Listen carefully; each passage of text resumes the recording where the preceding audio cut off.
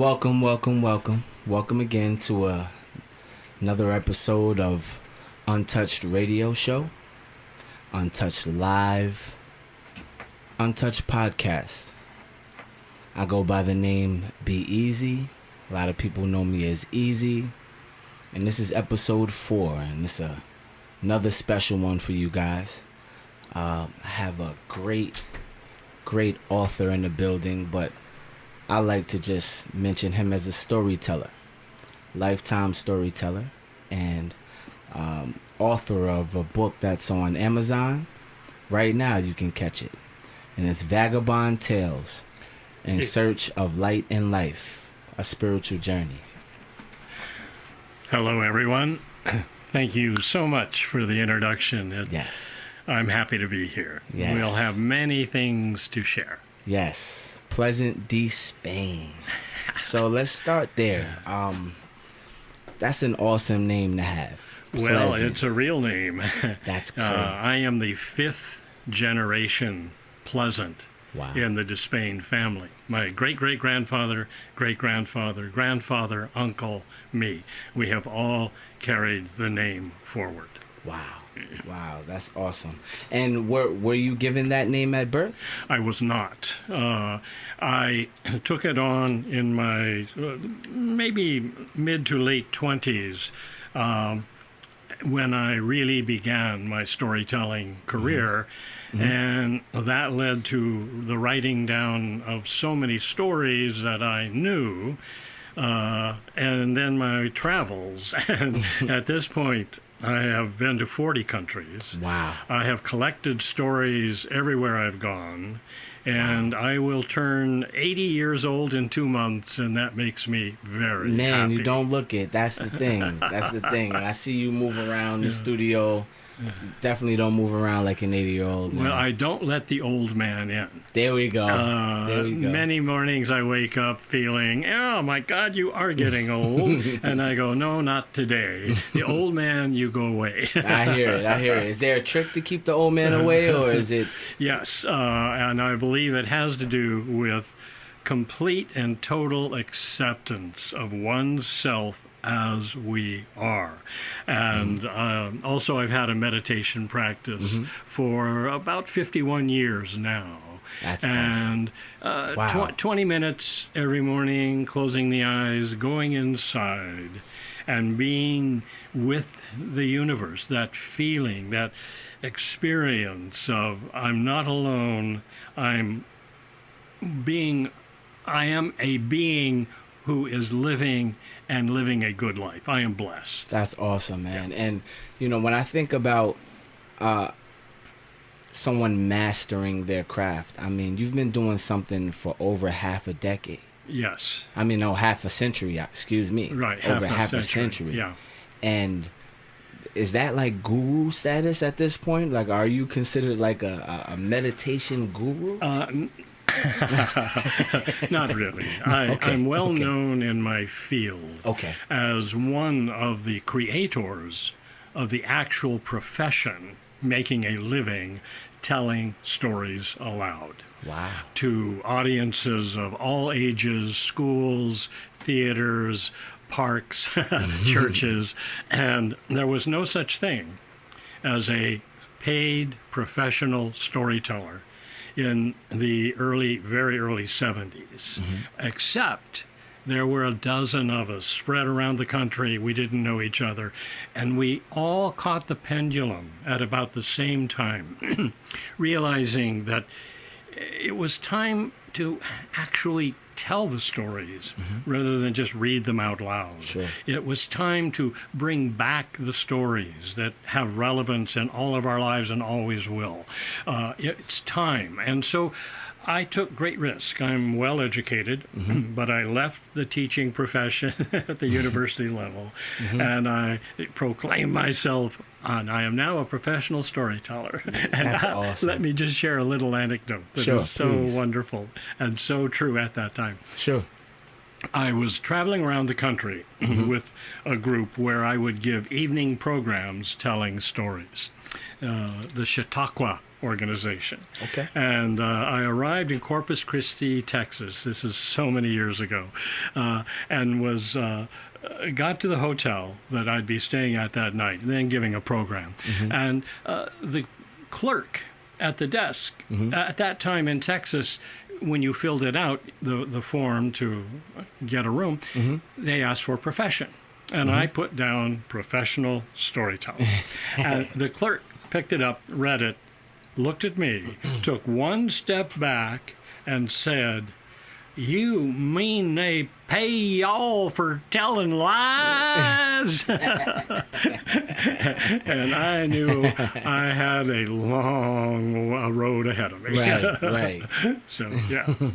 But so I started out, would find some schools, and one school would lead to another, and then another, and charge a very small amount, $25. Well, could you do three programs? Yeah, well, $75 back then. That paid the rent for a month. And then I built my career, and then people kept asking for the stories. Where can I read that? The way that I told it. Sure. And I remained true to the source, and as I say, I'm a good researcher, and I would find all the variants of whatever story, traditional tales primarily, folk tales, fairy tales, myths, legends, Zen stories. And then I would strip the story down to its bare bones and then put it back together the way that I wanted to share it. Sure. And after I would tell it over and over again, then I would write it down with the rhythms from my voice and my telling. And they became popular. And it led to many things.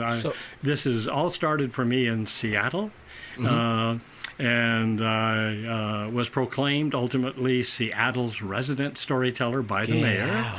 And a year after that, I was able to create my own television show on Sunday mornings for children called Pleasant Journeys.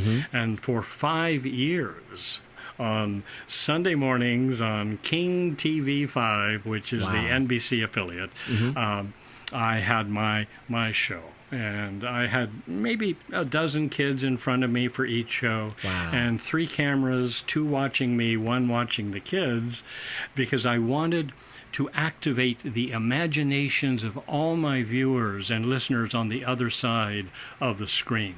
Now, with all that storytelling, was that your first time really on screen, like where you were being videotaped and yes, live streamed, and everything is live at this point? Yes, right? well, no, actually, I would tape 2 shows a week. On one day, and then there would be, back then, 13 weeks would be a season, and they used 3/4 inch audio tape, videotape, and they would say to me, "Okay, which ones can we erase now?" Because they were very expensive. But we always saved 13 weeks, then 13, then 13. Then that was a full year. But then for reruns, summer reruns, we would save 13 of them, and then they could run again. And then we would do this, start it all over, and so I got quite a bit of exposure, and lots of schools, and lots of traveling around the country.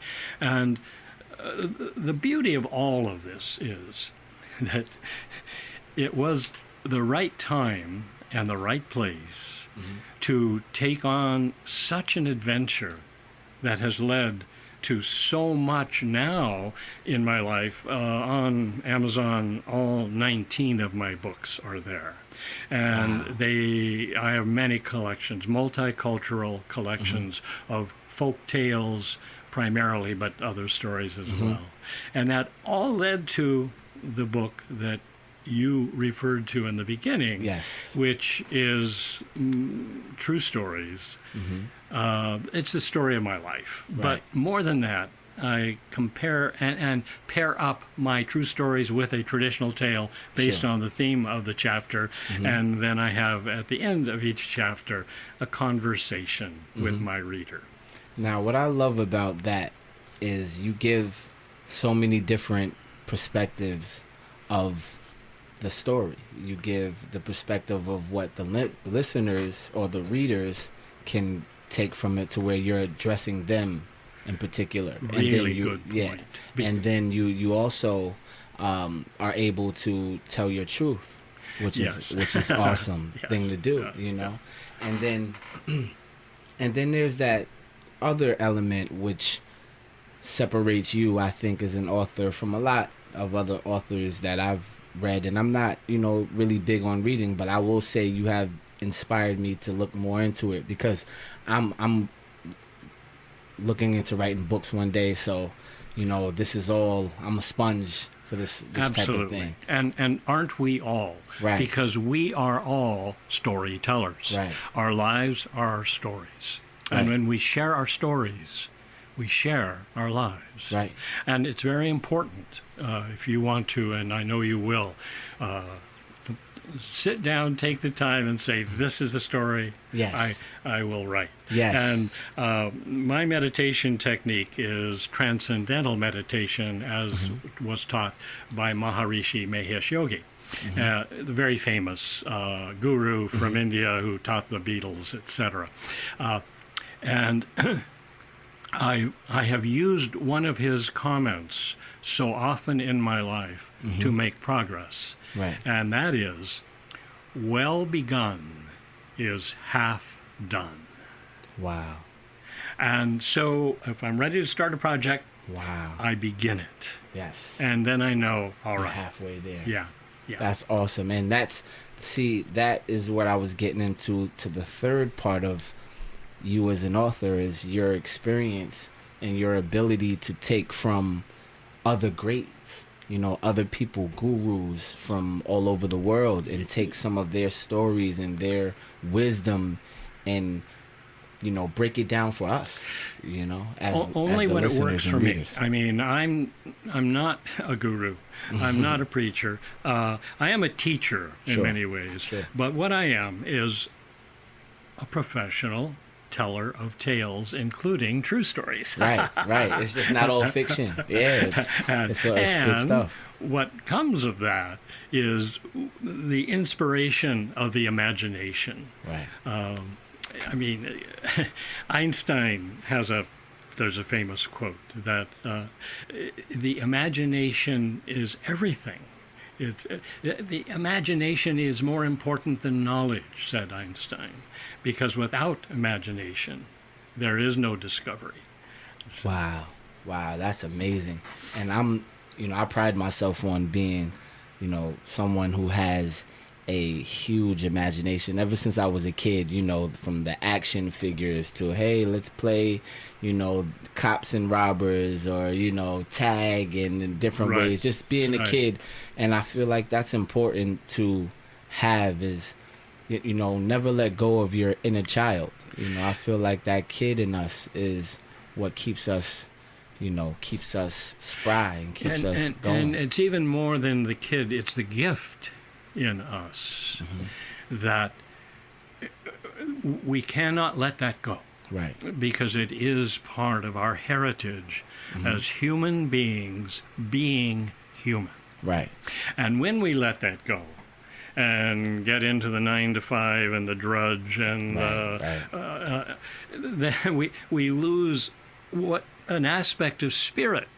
And imagination, spirit, breath, life. These are our gifts. Yes. And we must, as you are, continue to use them. Yes. Don't lose them. Use them, don't lose them. So, I would like to discuss, back into your name, because you and I have discussed a nickname that you was given. Speaking of greats, one of the greats gave you a nickname. So would you like to touch upon that a little bit? Well, go ahead and mention the name of the great, because he was. Oh man, this guy, he really was a great. He really was a great. And this is Lou Rawls, right? This is Lou Rawls that gave you your nickname. Yes. And he I don't want to share the Okay, nickname. well, I would like you to I'll share tell the you what nickname in the happened. I'll tell you story what because happened. you're the storyteller so, here. I had my show in Seattle on Sunday mornings, and it was getting near Christmas time, and Lou Rawls was in town to promote his new Christmas album. And it was a morning Seattle morning television show with interviews and typical. And so Lou Rawls was on, and they invited me to come and tell a short story and all of that. And so he sang, and oh my gosh, that deep, glorious, resonating voice. And he's a very kind man, he was. And so it was my turn, and the cameras turned to me, and I began a little story, and I got to the end of it. It was a clever, about 4 minutes long, and it ended. And then the camera went to him, and he said, "Hey, Plez, I liked that story." That's awesome. So many of my friends and family who were, of course, watching. Sure. And so to many of my friends, I am known as Plez. Yes. And I feel fortunate because I like to call you Plez as well. So I like to consider you a friend. Absolutely. We are friends. Yes. So going into your journey as a storyteller, now you said you decided to start writing them down. Was it difficult at first trying to construct a story in writing form as opposed to, because for me personally, like I come from writing, I always used to write, and then now when I do music and lyrics and things of that nature, I kind of go off the feel, and it's like storytelling without writing it down. So, well, do you find it more difficult to write? Here's how it really began for me. When I was 8 years old, I wrote my very first story and got into a little bit of trouble because my teacher didn't believe that I'd made it up. And it was called The Mystery Artist, and a little story about a little boy mouse who loved to draw and who had a great imagination. And so he would draw and color in all of his little pictures, and then he brought them to school, show and tell one day, and the kids went, "Oh, that's not right. That shouldn't be like that." Kids could be so cruel, right? Yeah.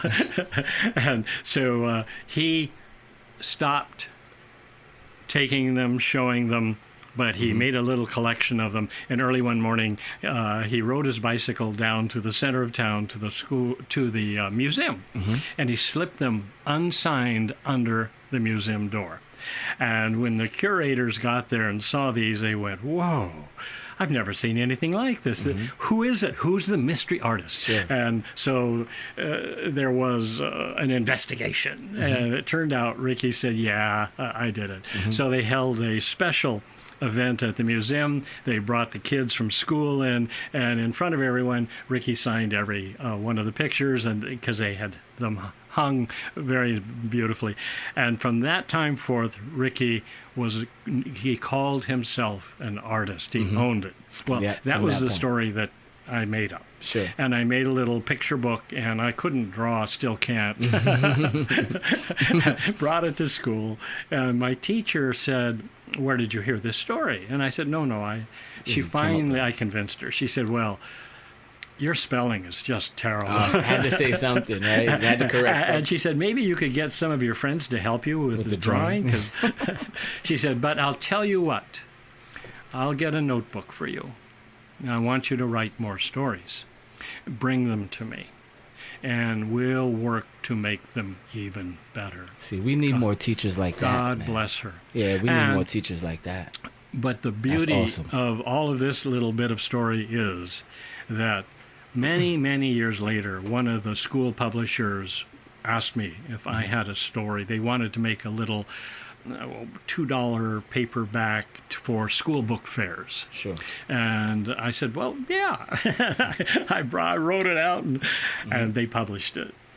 And that story, it sold hundreds of thousands of Wow. copies. And that's your first the story. very first story I ever Wow. wrote. When it came to writing the stories down from my traditional tales and all of that, Right.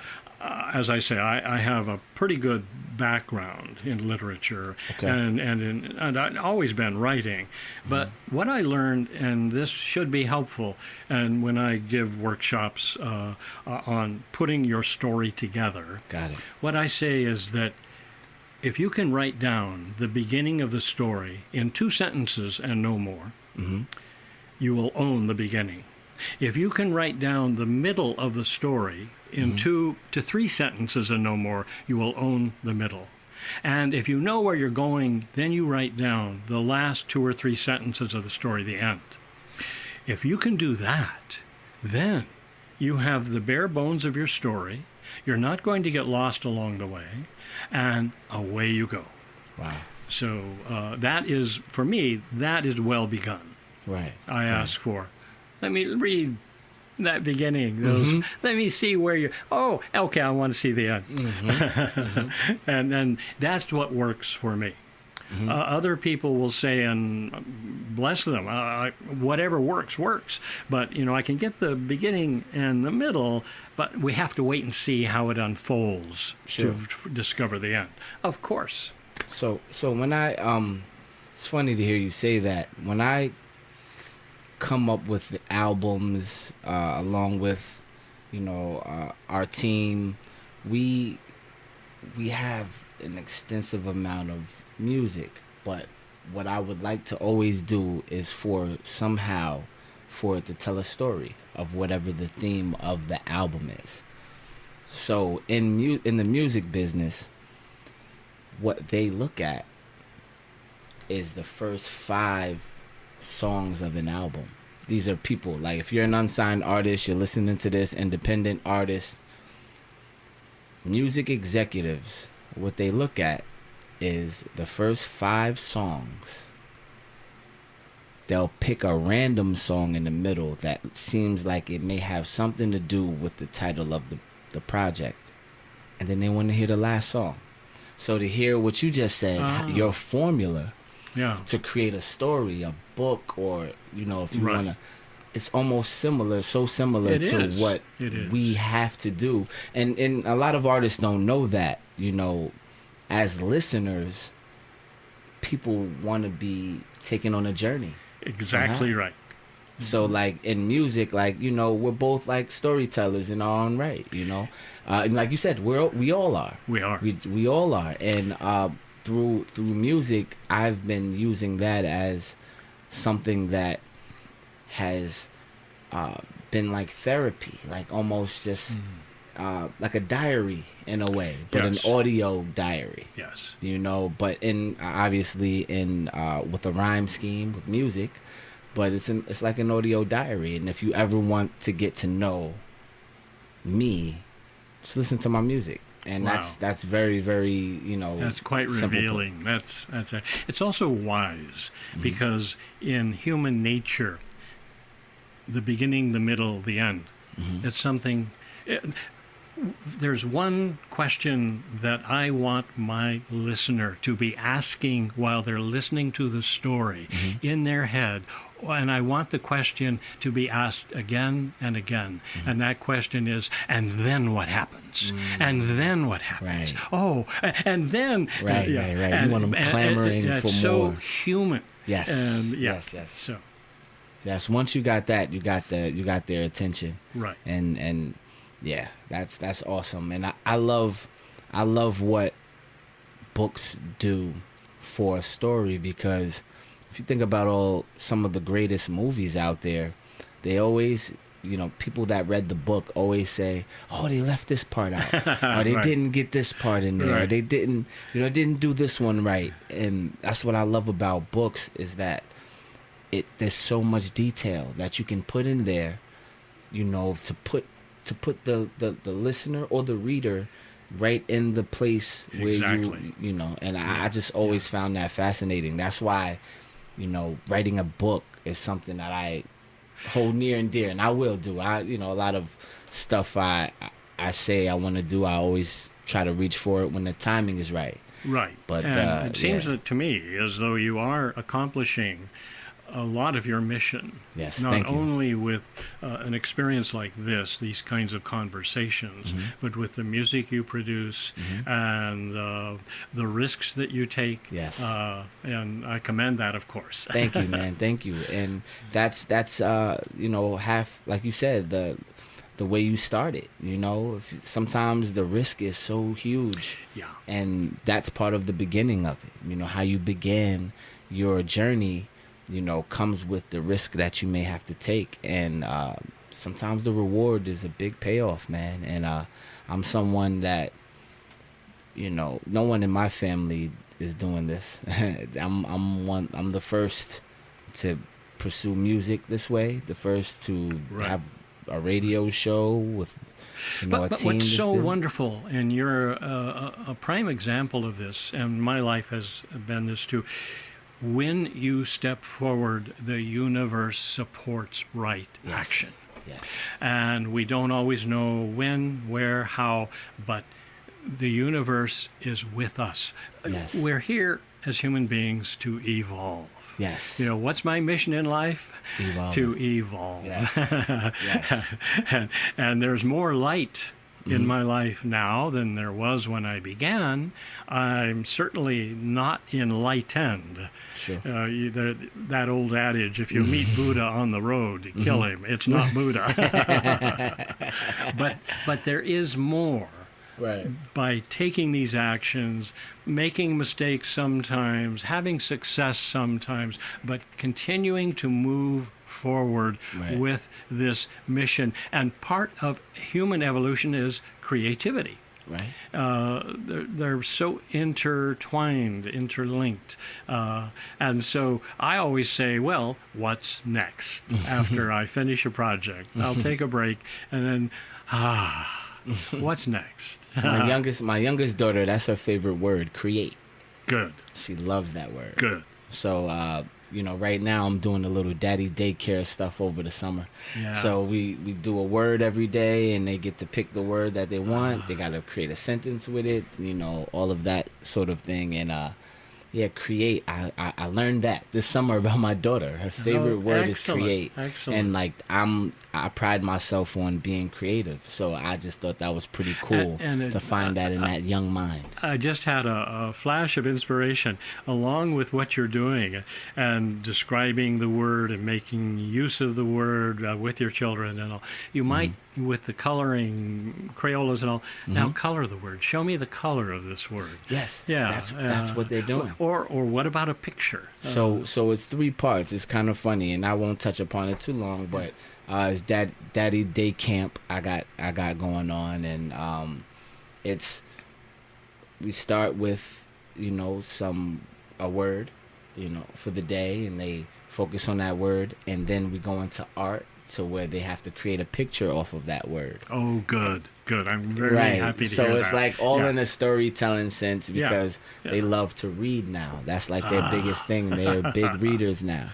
So that's like part of it. And then we do, a PE. They love to run around, jumping jacks, and just do some, some athletic training stuff.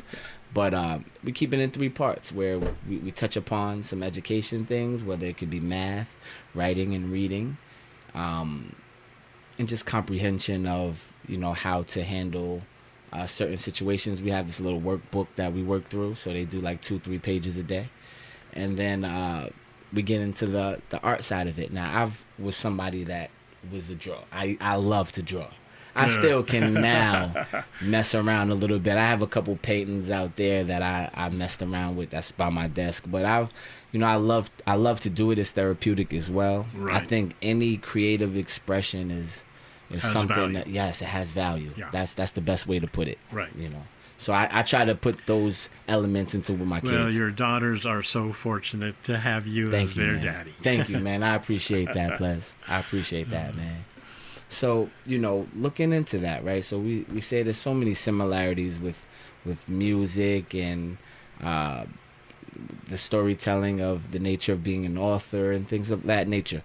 Now, do you have a a musician of some sort that's kind of a fave? Do you have like an artist or like a band or someone like some group that maybe even from when you were young that kind of stuck with where the lyrics there's something about the lyrics of what they were saying and where it kind of stuck out to you? I was born and raised in my early years in Colorado, and I still remember some of the cowboy music. Okay. And the lyrics would, because I was always listening. Okay, yeah. And always imagining. I grew up in a house without books, without art, without music.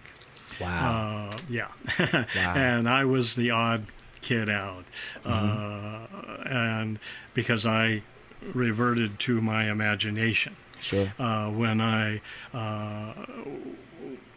was old enough that I could get on a bus by myself, I would take 2 buses to go to the heart of downtown Denver, to the public library.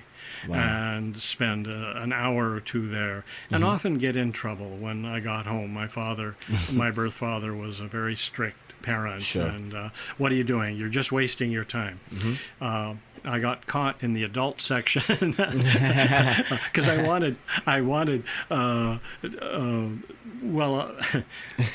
Mark Twain made a big impact on me in terms of reading, because Tom Sawyer, we were reading it at school, and I wanted more. And so, but anyway, you can't be in here, she said. You belong in the children's room. But and music. When I was a young teenager, I used my own money and I bought classical albums and would play them, and no one understood in the whole neighborhood what was going on. Sure. But I was inspired by what I was hearing and the feelings that came over me listening to really profound, wonderful. And it's like the chords and things like that you would hear, like just the music, musical instruments inspired you. Right. And then in the 70s in Seattle, everything was possible. I would go to some concerts and Bruce Springsteen was really, Got you. Was that a fave concert that you've been to? Yeah, and the Beatles. The Beatles. I never saw them in concert. I was going to ask, have you been to a concert? But, I was there in front of the little TV set, black and white, on the Ed Sullivan Show. Oh, okay. And the girls screaming and screaming and screaming. Yes. And then later on, other experiences with the Beatles, because I realized they really are here to make a difference. Oh yeah. And as the they music evolved, was impactful, and especially after their experience, and it was a profound experience with Maharishi. They spent more than a month in the ashram, and came out changed. Now, where is that? It was in northern India, and I don't know the exact place of but they closed the ashram for a month to outsiders because the Beatles were there. Wow. In residence. Wow. Yeah. And so anyway, their music made a big impression on me. And again, it was all part of the storytelling. So much. And that's why their music will live on forever. Sure. Timeless. It has that. Yeah, it's timeless. Yeah. I love it. And it's, our team could only hope to achieve that level of success, but we want that level of impact at the end of the day, to where we... through our music, through our actions, how we represent, camaraderie, our friends, our brothers. And one thing I got this from you, Plez, and I say this all the time, we're all connected. And I always give you a shout out for that, because I feel it's amazing how you can go through whatever you're going through in life, and then the universe ties you to a human being that you never would have thought that you would have met unless you was there at that time in that specific moment. You know, shout out to Tone. You know, me and Tone, just that one moment of meeting each other in passing led to years of friendship, years of growth, and trying to build on a common goal. And that's amazing how that happens sometimes through people you meet in life. Well, it's at the level of soul that happens. A soul recognizes a brother, sister soul at some level. And we are all on this path, and it's so wonderful to share the path with another. Sure. And that's been true in my life as well. I have friendships from the time I was a boy. Two of my friends are still alive, sure. and we check in awesome. Least once a year with each other. That's awesome. But and many other friends. I have hundreds of friends now from all over the world. But that idea of meeting and recognizing in so many more ways than like-minded. It's like-spirited. It's like, I see you. And it's some level you see me. And we're sharing the walk at this point. It might last for a year, it might last for a life, it might last for 5 minutes. Sure. But it makes a difference. And I've learned being creative and trying to pursue this career choice, you come across people that are strangers that seem to care more than the ones that you had all this time. Like, and when I would talk to artists, they would all say, you know, different things. And sometimes when I would look at videos of people who made it, it's like a level of, they can't see you any different than how they already see you. Right. And then these strangers have a clean slate, almost like a blank canvas. Right. And as they talk to you, it's each brushstroke on the canvas, you know, that creates this picture that they see in front of them. And I just feel it's amazing how that can happen through strangers as opposed to family or close friends. Did you experience that a lot with, like, just random strange absolutely people you would meet? Yes, and that's the nature, I think, of being willing to step forward in our creative process. Sure. But the other thing with family is that I am blessed with family, and we are all so very different. Yes. I have 5 siblings, and there was my birth father and my stepfather, my wonderful stepfather of 57 years in my life, my mother at the very heart and soul core of our family. Yes. Of course, they've passed now. Yes. But rest in peace to them, man. I was the odd one out in so many ways, and I am completely accepted by all of my siblings and their families as I accept all of them. Sure. But how that came about is that the healthier I became, spiritually, intellectually, professionally, the happier I became. Right. It changed our relationship. There's no way that I could ever change any aspect of anyone in my family, nor would I ever try. Right. But we all noticed a shift, and I'm just feel so blessed. Sure. And you know, it's a great thing to radiate that type of energy. I feel people should give off more positive energy. I feel that is what heals the world.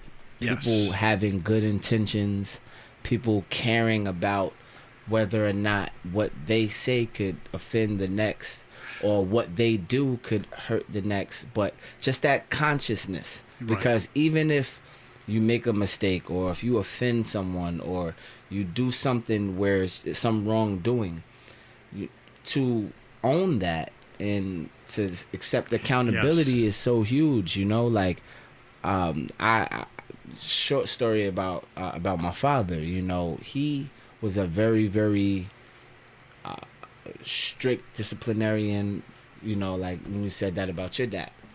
A lot of it was really in sports and just being tough. He never wanted us, my brother and I, to be scared. Yeah. He always wanted us to just feel comfortable in our own skin wherever we went on this God's green earth, and just never feel fear in that sense, and sometimes fear is healthy. Yes. So like Yeah. growing up with that,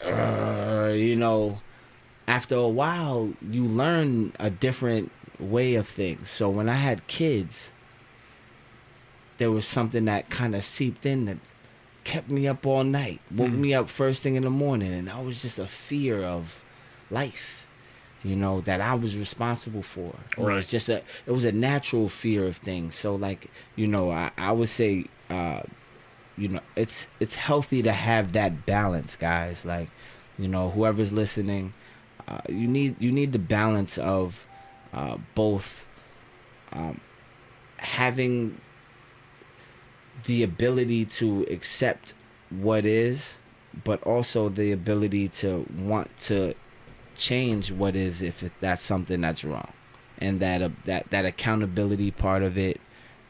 So diving back to my dad, my pops, he is a completely changed man now, from where he was to where he is now. So like me and him joke about it now. And shout out to my pops. He so far 7 years free of cancer. All right. Lung cancer too. Yeah. But he grew. He felt the old him died on that operation table. You can't tell him anything different. We talk about the mind and how the mind can be such a value, like that imagination, that ability to take your mind to where you want it. My father, no matter what he's done in his life, it's over to him. That died with his old self. He's able to move forward in his spirituality. He lives in Florida now. He gardens. It's so funny. He's a New York City guy, so he never had a garden before. Now he has like this. He grows tomatoes really and good stuff. to hear. It's awesome to see Yeah. him do what he do. I tease him every now and then, but I'm super proud of him because of the evolution Right. of the man. And what you've Because he grew. described is that he found a way to forgive Yes, himself. right, No one can forgive us except us, Right. the individual. It's through I forgive myself. I made a huge breakthrough with my father, birth father, when I was in my 30s, living far away. And we had a very distant relationship. But I knew that I had to forgive him. That's what I Sure. thought. And so I would force myself to look in the mirror in the morning and say, I forgive you, to my father. And it didn't work. And until I changed it and said, Pleasant, I forgive you, wow, and I love you. wow, It was the hardest thing to do. And I repeated that for about 5 minutes, and tears would often come, sure, but I would feel less weight on my shoulders in terms of my relationship with my father that was really strained. sure, And then there's the true story in the book of what happened after 10 months of doing that. I felt free. Sure. And I met with my father during the holidays, and a small miracle occurred in our relationship. It's rather dramatic as to what actually happened. Sure. But it was because I was now free of that weight that was holding me back from my own evolution. Did you feel anew after you was able to get rid of that? Absolutely. Yeah, And yeah. Due to the rather dramatic event, Sure. well, Must read the book, guys. It's a the, very, very good book. my father and I then had a good relationship, a friendly, healthy relationship for the last 10 years of his life. I'm very happy to say. I was able to say such kind words at his funeral service. That's awesome. That's awesome. And that's something you probably couldn't see yourself doing years before, 10 years before that. There was no way that was going to be possible. Wow. But thank you, God. Yes. Because nobody wants to hold on to burdens, you know, and it's not good for the heart, the spirit. And our families are, the core of our evolution resides within our family because at the level of soul, we chose each other. Sure.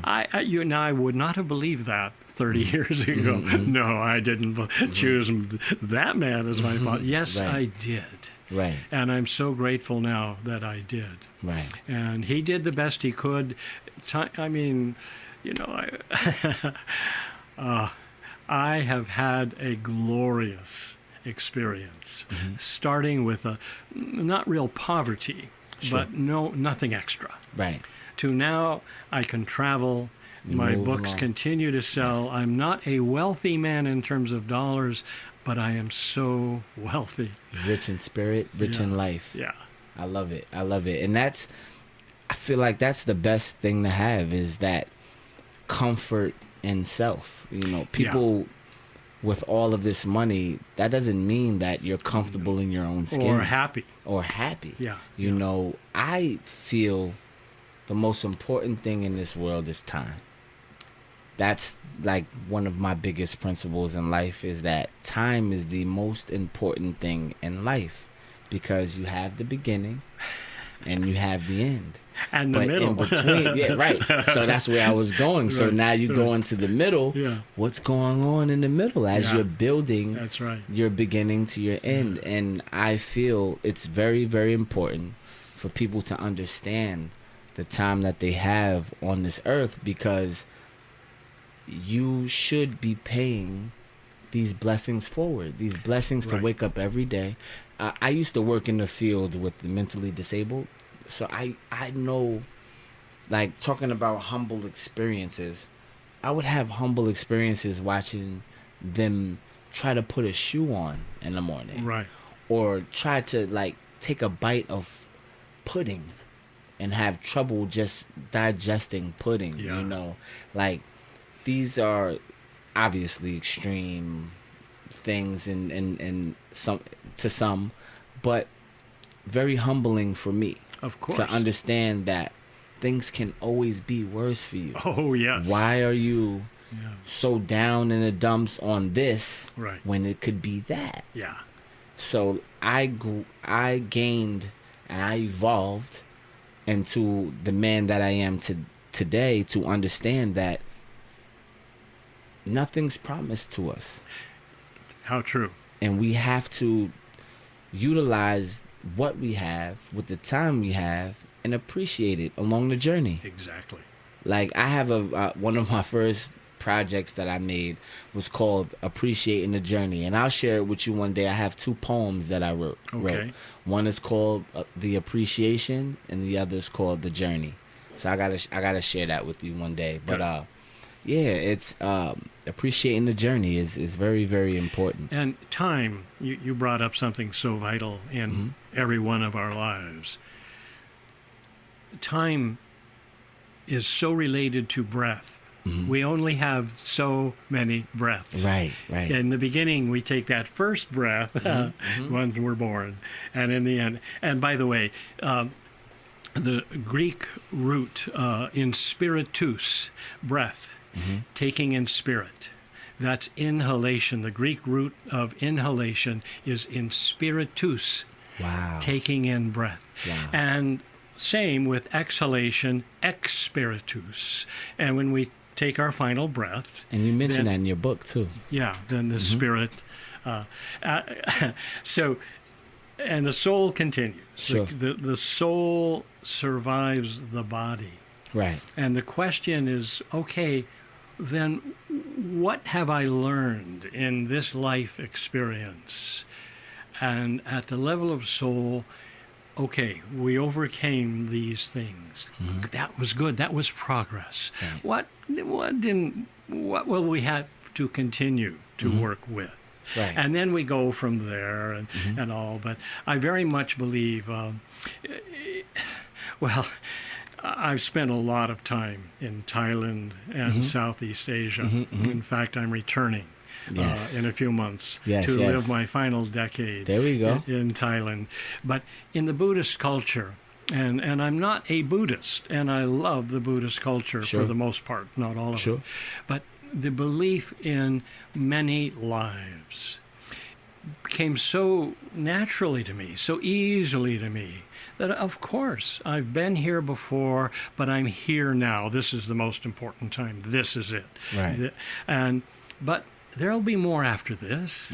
And at my age, what I get to question is, with every breath I take now, I realize I'm creating the foundation of my next incarnation.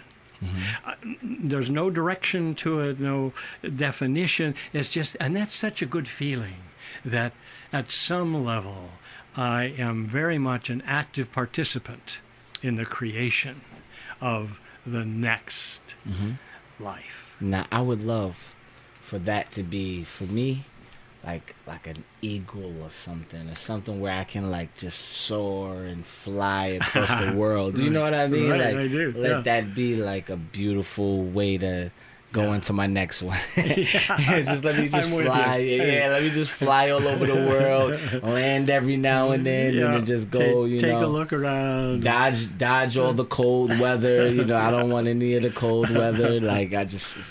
Find me where it's nice. Okay. Yeah. So before I let you go, players, I wanted to I'm someone that has never meditated before. Now I'm someone that I pray, and I've gotten to deep prayer before. I've learned that when I went to college. I went to shout out to Nyack College, private college, actually a Christian college. Learned a lot there. Met some amazing people there. Nonetheless, I never felt where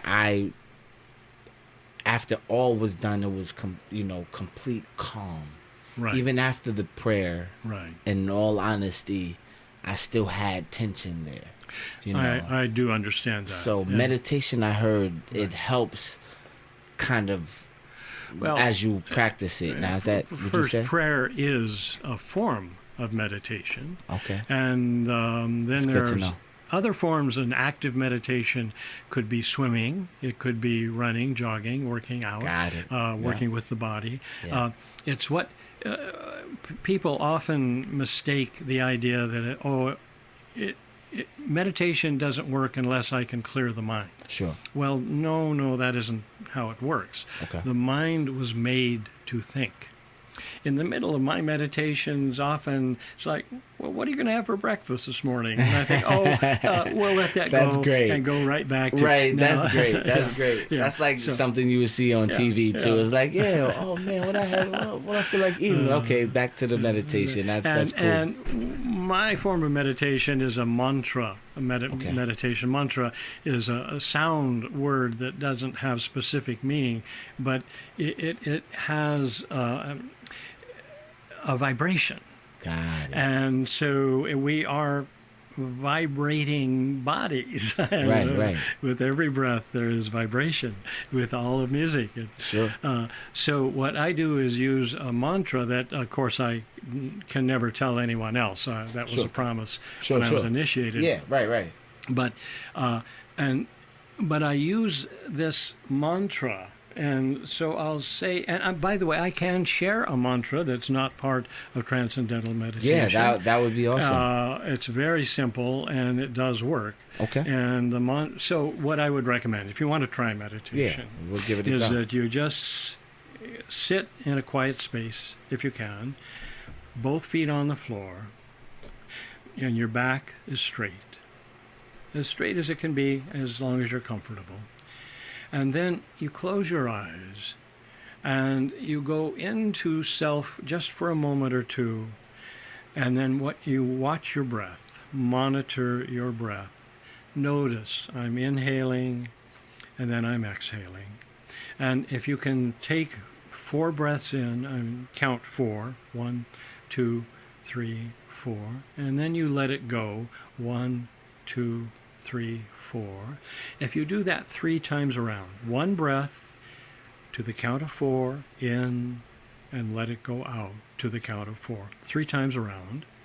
Then, if you want to introduce a mantra, you could say to yourself inside, not out loud, so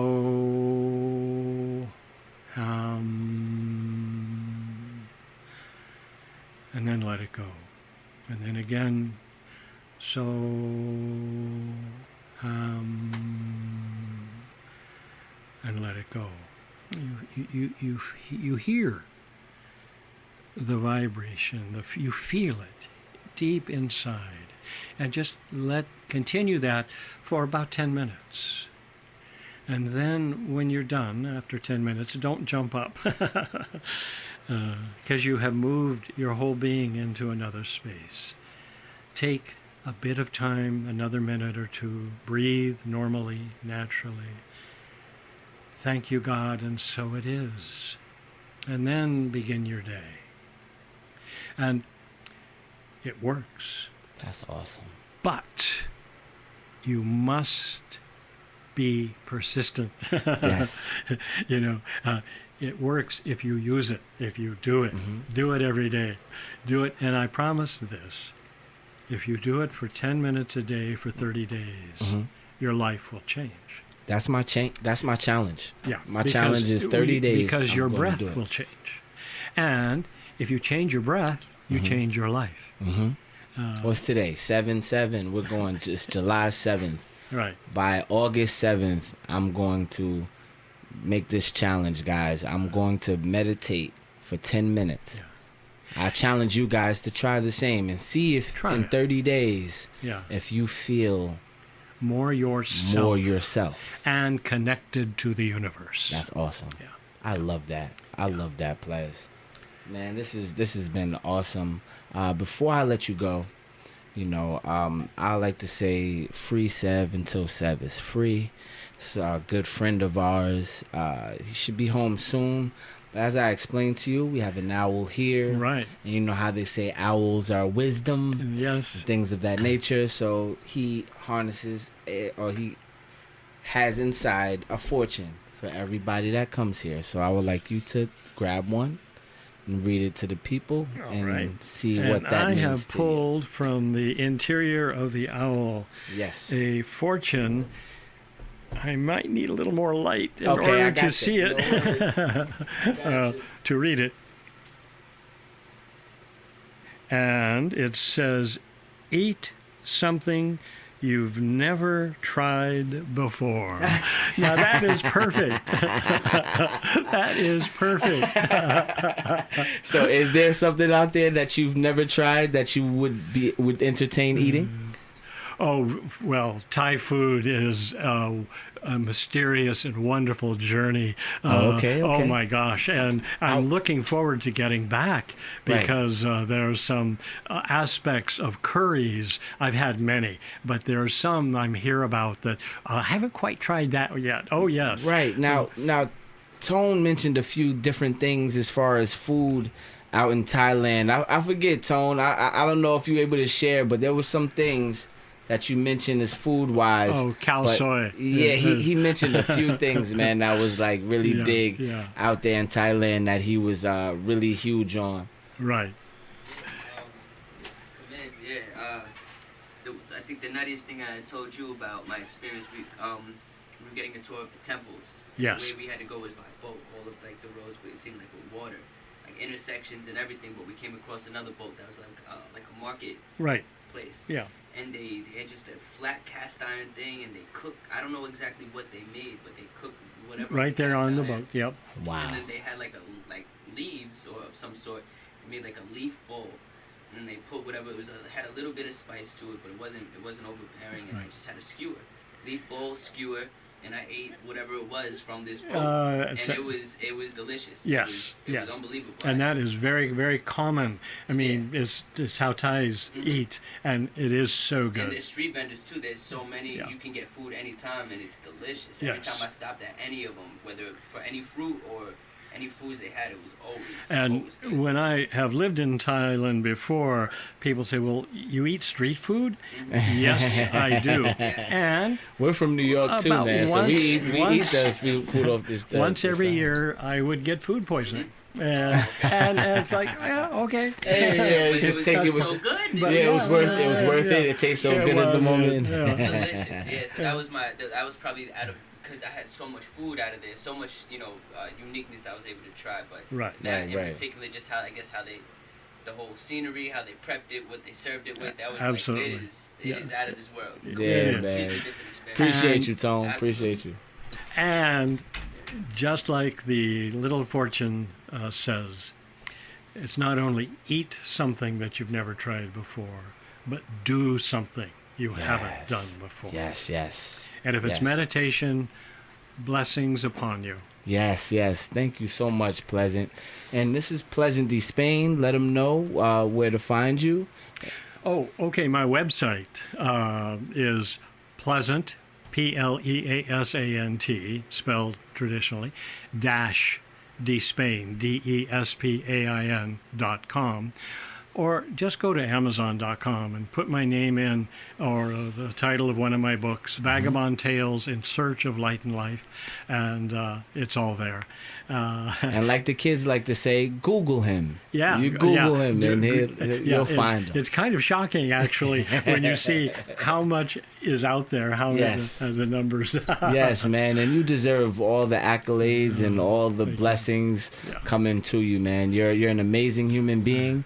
And it's always a pleasure talking to Pleasant, man. I'm gonna be honest with you, man. I appreciate that so much. Yes, and thank you for blessing our show with your wisdom and with your inspiration and some things that some of us can hopefully challenge ourselves. I see you guys in 30 days because I'm taking on that challenge, guys. Good. And I look forward. Yes, you'll hear from me. You'll hear from me for sure. Thanks for inviting me. I've enjoyed this. Oh, our pleasure. Pleasure. And so, if you guys ever want to check him out, you heard him. You can Google him. He's on Amazon. Once again, we thank you guys for listening. This is Untouched Radio Show. And never know, we might have Pleasant on in the near future before he leaves us for Thailand. It's possible, yeah. It's very possible. Thank you again, Pleasant. You're welcome. I've enjoyed it. Bye. We're all set, Tom.